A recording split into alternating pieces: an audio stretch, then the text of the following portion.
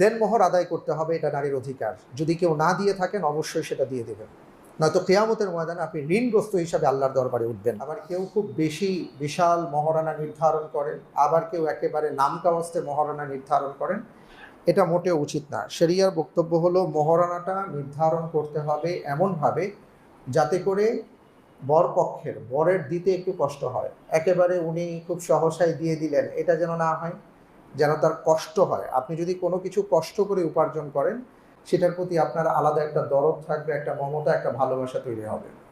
আর যদি আপনি এভাবেই আর কি খুব সহজেই সেটা পেয়ে যান, সেটার প্রতি আপনার মমতা থাকবে না।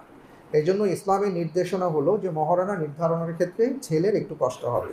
এই জন্য শরিয়ার মূল মানদণ্ডটা হচ্ছে একজন নারীর অধিকার সংরক্ষিত হবে, তার স্ট্যাটাস বজায় থাকবে, আবার বরের পক্ষ থেকে দিতে কিছুটা কষ্ট হবে। এটা নিয়েই মহারণা নির্ধারণ করা উচিত।